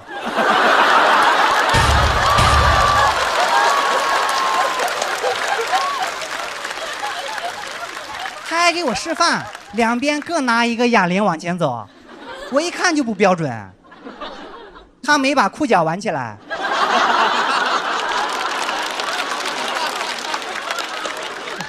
很讽刺啊！小时候我爸妈总是跟我说，他说你长大了千万不要干体力活赚钱，只能说他们的想象力还是不够丰富。我现在干体力活花钱。我越想越觉得健身没必要，也就是我在城里没有地，不然我根本不会去健身，直接去种地。有人可能会反驳我说种地练不出好身材，你不研究怎么知道呢？用锄头的时候收紧核心，抻肩，一组5亩地。一组5亩地。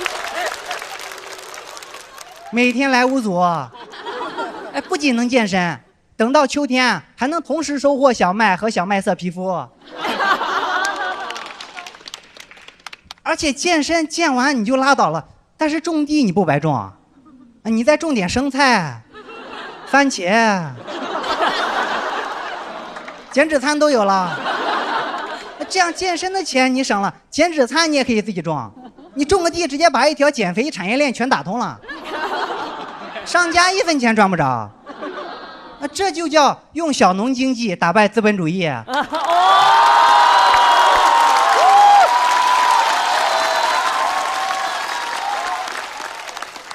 不过有一天健身完躺在床上，我突然感觉现在的自己很陌生。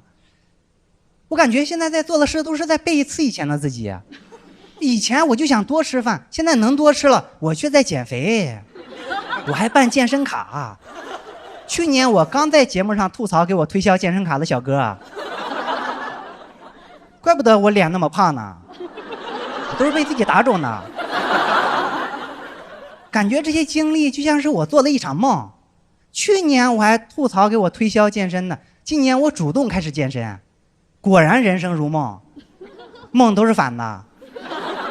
哎，既然梦都是反的，那我下一个段子主题已经定了，我要好好吐槽一下上海的别墅有多难买。讲到这，感谢各位，感谢各位。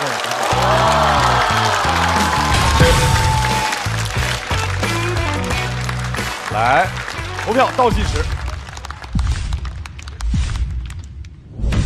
来，再次掌声送给小四爷。太惊讶了，回来了啊！人间9大奇迹，小四爷花钱了，你人设崩塌。当你说你办了私人教练卡，我们都惊了。对呀，都多少钱啊？当时说出来，你的什么感觉啊？其实我最开始不知道价格，啊，他最开始跟我说你是明星，你肯定不差钱，我就那个不好意思拒绝了。然后我是看完价格我才决定跟他讲价的。你讲价这点没说，能说什么？他以为我很火，然后我想跟他讲价，我说我今年刚上节目，但是在教练听来，就是我刚上节目的意思，可能就是我就想要这种当红小生啊，我可能就小四爷就是天才，在我心目中，我就感觉小四爷总能眼睛看到那些非常神奇的地方，对吧？就是你说那个天赋跟天才这个区别就在于，好像那天赋就大家一块瞄准一个都能看见的这个靶子。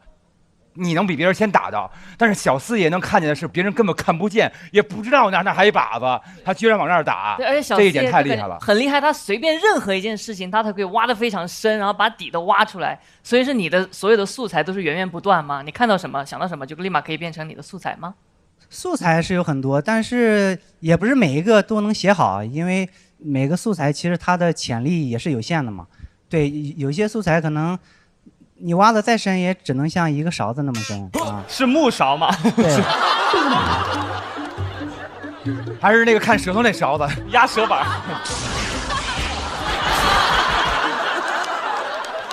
对，但是有一些潜力比较大，然后他可能就能挖到井底那么深。还有一些潜力更大的就是周深啊，潜力更大的是周深。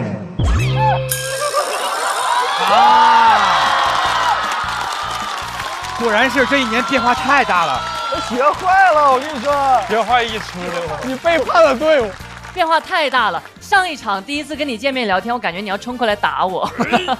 这一场你变脸变得太快，你人设崩塌了，小四爷。对，你甭管说他周深吧，他城府现在很深啊，真的是救命。我其实刚才跟那个鲁豫老师在笑，他一组5亩地。那个地方就真的画面感很强，就是他在外面对3盆玉米，3行玉米，就是他的形容词总会是出乎你的意料，但是当你捕捉到他的信息以后，你会觉得非常的奇妙。他在整个描写的所有的内容都是剖析了那些我们平时很多时候可能会想到，但是绝对不会再往下去了解，比如说健身的底层代码。小四爷的文本特别好，像一个回旋镖，就他不仅是扎一次。他扎完之后，他一定会再回来，所以他每讲一个细节，你可以100%的肯定还会再用到。所以玉米呀，什么种5亩地呀，包括他讲整个减脂餐的过程，然后最后你就知道他最后不仅讲减脂餐，不仅讲减肥，他一定得有一个点。最后那句话我刚才还记下来了，就是用小农经济打败资本主义。我觉得那个就是特别精妙的一笔，因为过去差不多1年的时间，我有时候会刷他小红书。你能眼见这个人的脸的确是日渐圆润啊！面包超人，哇，好吧啊！面包超人，越来越可爱了。小四爷很懂得怎么从自己的喜剧人格出发来创作，因为减脂餐和减肥是一个非常多人谈过的话题，但他还是有新的视角，所以很厉害。谢谢。我还特别佩服小四爷一点，就他每次就说完一个梗之后，他特别有那个信心和那个安全感去停顿，让观众去反应，等着大家。但这个好厉害，就是比如唱歌，我是一个觉得前奏长了我都觉得尴尬的人，就前奏长我觉得前奏长你握手去呀，大家好，哎，大家好。所以我就特别佩服小四爷他的这个沉稳的那个安全感，我觉得特别好，特别好。谢谢。来，我们再来看一下，在小四爷的表演结束之后，我们笑笑团给的是满票。现场观众投票之后，小四爷得到的总票数是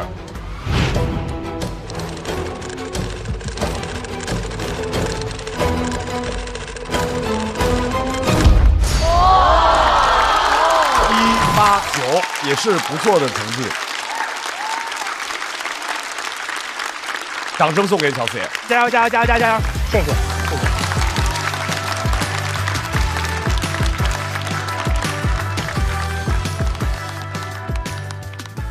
段子里面他经常会讲一些自己穷门抠门的事情，但其实我觉得他在生活中，起码在改稿这件事上，我觉得他是一个非常不吝啬的人。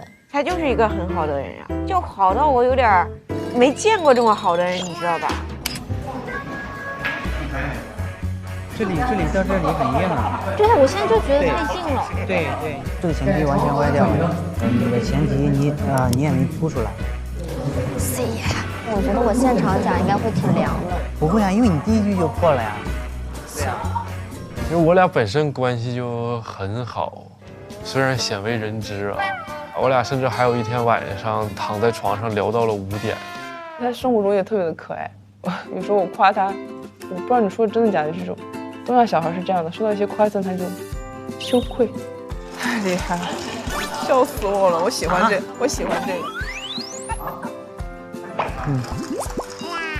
因为我的能力也没有说很厉害，就是希望能提供一些帮助。要是提供不了，有时候感觉也挺无能为力的。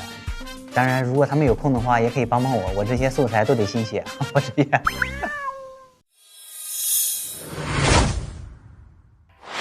掌声欢迎神奇主妇杨欣。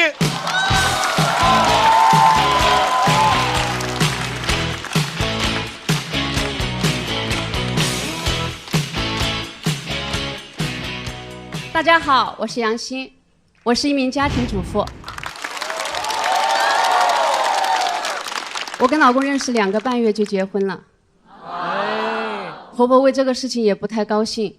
我最开始还想这会不会关系不好相处，但后来我婆婆过来照顾我月子，我是总结出来了，婆媳关系它没有市面上说的这么复杂，你只要相互不说真话，相处就会很融洽。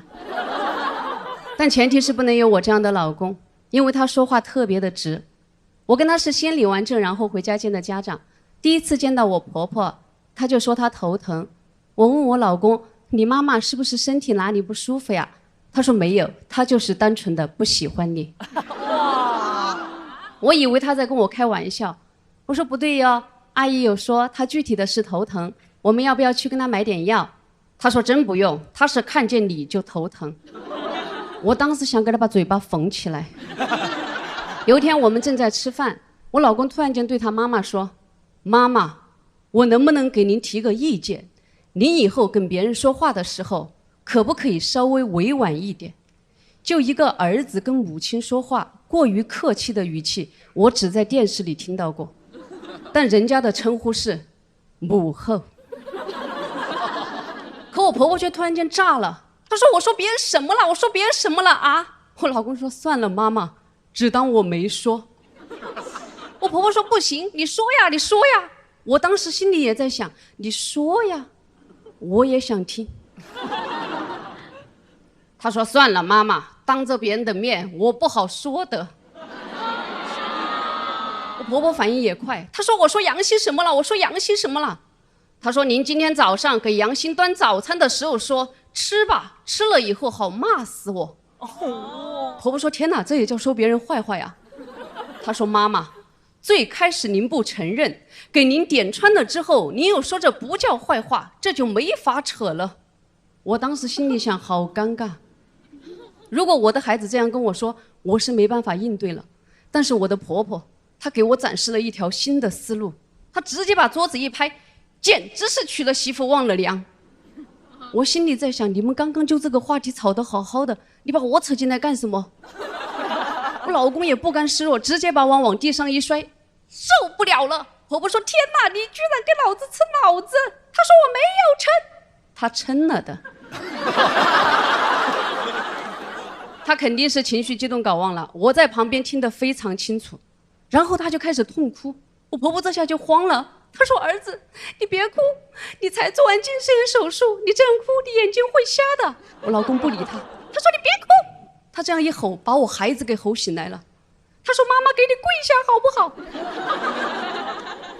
我老公看见了之后说妈妈我求求你们不要闹了，行不行？我给您跪下。他们就开始对跪。我哪里见过这种场面，我当时人都要吓晕了，但是我不敢晕啊，因为他们3个人虽然各哭各的，但都哭得非常的投入。我要是一晕了就没人管小孩了。他说你别哭了，妈妈去死好不好？他那个语气我模仿不来，但是里面带着一丝威胁，我的死是你哭造成的。他就去砸墙，他砸了2到3下，我数着的。我分析那个力度应该也不是很疼，但是他补了一句哎呀之后，就顺着那个床躺地上去了。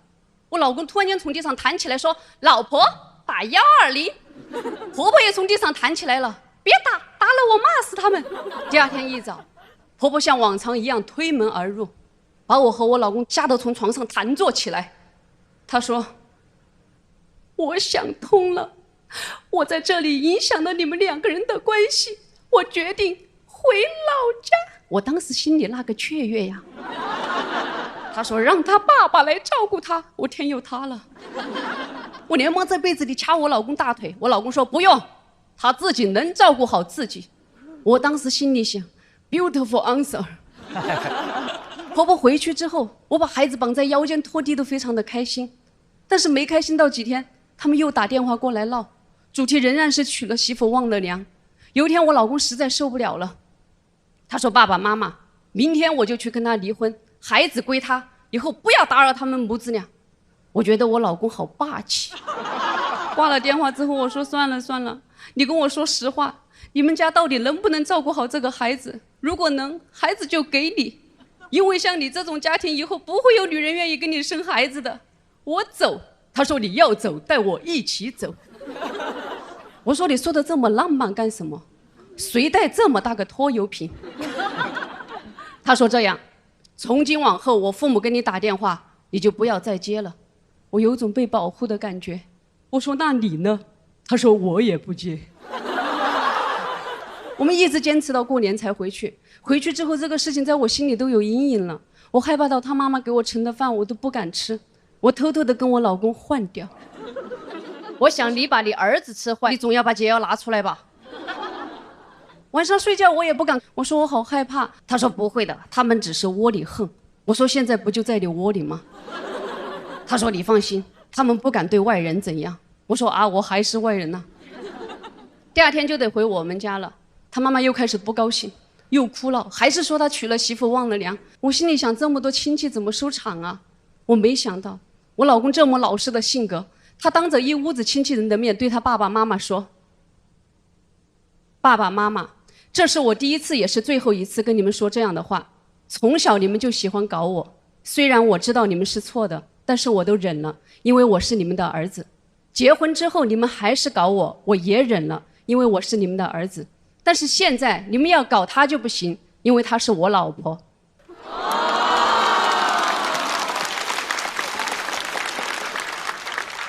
我把这个稿子写出来之后，我说我有点担心，以后你爸爸妈妈听到会不会怪我呀？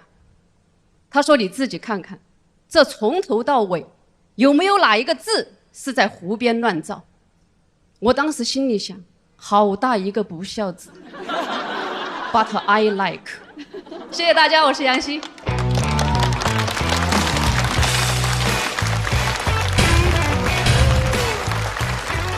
投票倒计时。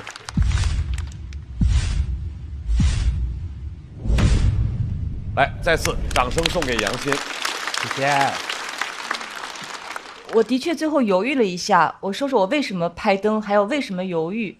犹豫的原因是，那种感觉很奇妙，特别像你误入到一个人家，碰到这家人在吵架，我走又走不开，躲又躲不了，就很尴尬的目睹全程，因为它很真实。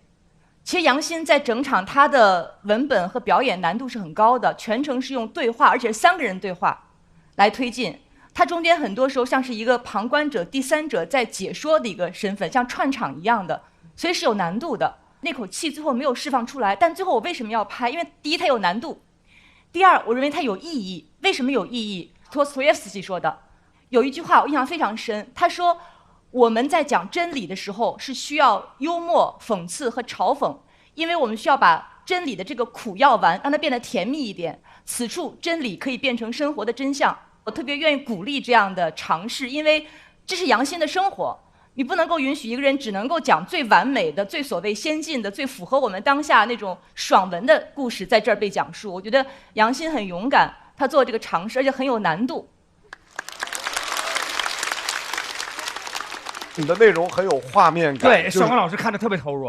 对，好喜欢。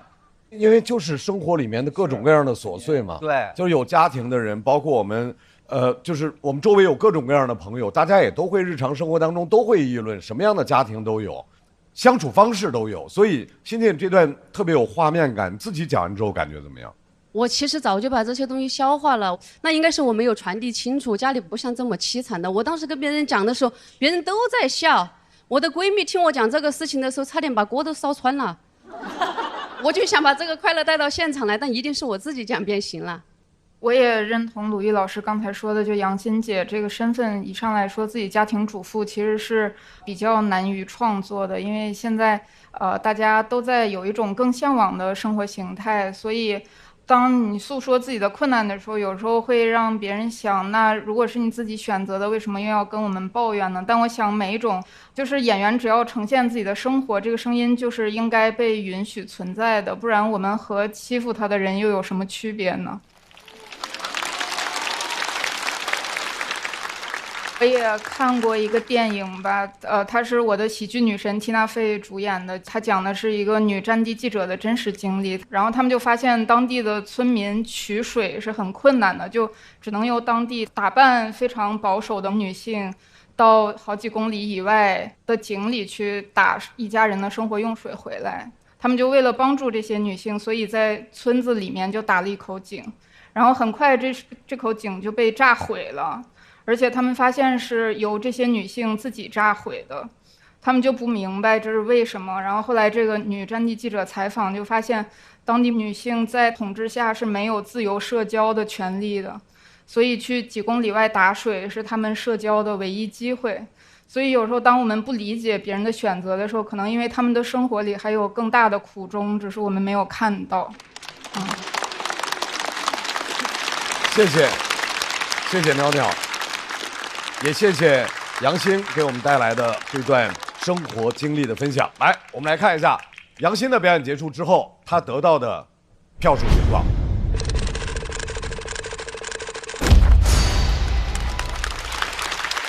掌声送给杨欣，请回到自己的队伍，稍事休息。这本身就是我正在经历的生活。其实我相信很多跟我一样的人，他们也在经历这样的生活，但是他们没有一个机会去表达，因为我们大部分人面临的生活，它不可能像你看到的爽剧啊，或者是一些新闻里面的人物一样。我们目前遇到的大多数的困境，它没有这么糟糕，但是也确实不怎么美好。我本身就是一个非常普通的人，我希望我们普通的生活能够被看见。对，他在那里没有抱怨，他就是在平铺直叙的给你展现他眼中的这样的荒谬，但是他不说这是荒谬的，他给你演出来，让你自己品。我一定会坚持写我家庭主妇视角下的一些事情，然后我的创作方向也不会离开这个主题。晋级有实力，经得起大众点评。接下来让我们一起看一下本场的比赛情况。每个喜欢脱口秀的朋友都是最好的朋友，一场仅朋友可见的脱口秀线下聚会正在为您准备。打开效果小程序，认证你的脱友身份，就可以参与脱友限定活动演出。更多脱口秀的老朋友正在线下演出，关注效果工厂公众号，第一时间获得演出资讯。感谢各位朋友的陪伴，感谢你们对所有脱口秀演员的支持。关注我们的下半场比赛，感谢各位，下周见。快乐不整虚的，咱的评价都是真的。感谢帮我们发现好去处的大众点评冠名播出。番茄是个宝，茄皇错不了。感谢约一颗阳光番茄在里面的茄皇联合赞助播出。颜值7克，鲜满10分。感谢颜值下降但鲜味爆表的海天博颜特约赞助播出。烟火气氛正好，可口可乐不能少。感谢一口畅爽，烧烤更有烟火气的可口可乐赞助播出。超30倍乳铁蛋白加乳脂球膜，助力宝宝体质双优。感谢真心守护宝宝成长的美赞臣蓝针赞助播出。快乐信号满格，冲浪一路丝滑。感谢我的网络好搭子中国移动赞助播出。咔嚓咔嚓，一起脆翻天。本节目由美味酥脆、有料有趣的雀巢脆脆鲨赞助播出。第二赛段我们叫双擂之战，接下来让我们继续双擂之战的第2场擂台赛。我应该生在石器时代。 WHY？ 如果穿越回去，你可能是曹植呢。不仅在老家活到了120岁，你是怎么做到的？好像开辟了一个新的领域。他的技能是那个领域展开，最后我们都能到达我们想去的那个远方。请懂，掌声。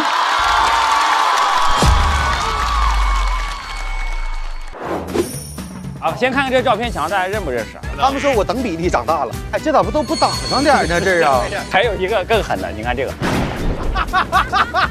这是谁？猜猜这是谁？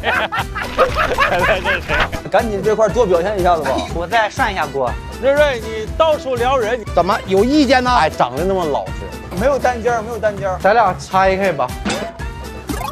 都知道上树了。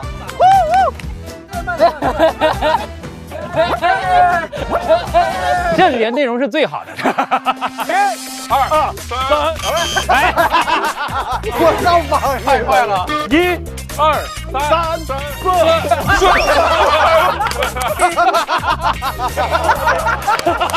今年咋选的人这是？你这人就骂人都没事儿。实际的这个餐巾纸是吗？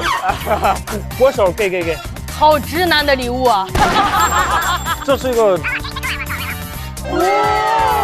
真的很想要。加给他，加给他。今天活动的主题是3个托人1排戏。我是北方人，南方人。诗玉在秦岭上住着呢，太年轻了。你爱说话，姐你可以说话。姐又聋又哑。你看着我。我看不见。腾讯版图扩大了，杀死比赛。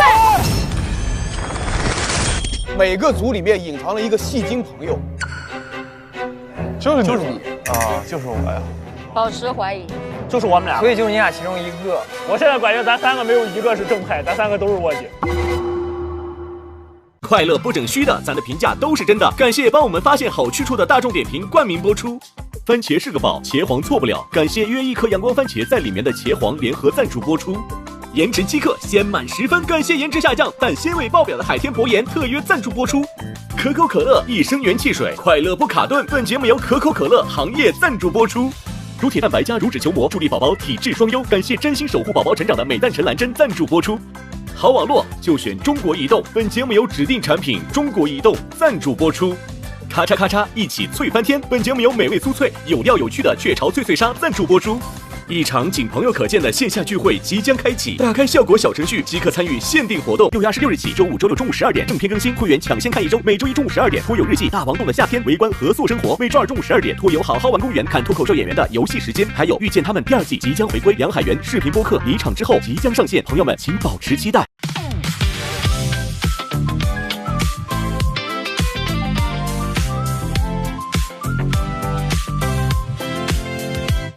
又带着冷笑话出现，幸好只有我懂你的笑点，不用解释，一个眼神到位，不用装完美，做自己才最宝贵。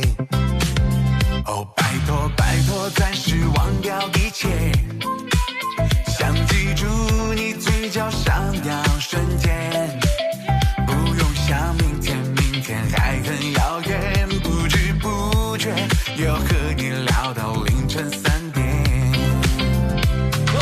烦恼往外跑，今夜有你们真好，这是我们的约定。祝你今夜过得开心，就要朋友朋友哦朋友，就要和你聊一整宿，就要笑声传遍海洋和银河，就要快乐快乐快乐，这样朋友朋友哦朋友，就要感受。更多节目精彩资讯尽在新浪娱乐微博综艺、新浪综艺。感谢立地城传媒、天气通、新浪新闻、腾讯娱乐、GQ 对本节目的大力支持。感谢指定问答社区知乎的大力支持。上知乎参与脱友3问题讨论，参与知乎剧综圈子活动，解锁惊喜好礼。感谢独家播客合作平台小宇宙。想继续听脱口秀演员们台前幕后的真实故事，上小宇宙 APP 搜索脱友3特别企划，一起听见喜剧人的唠有局。感谢脱口秀和他的朋友圈跳海酒馆、水果汤泉对本节目的大力支持。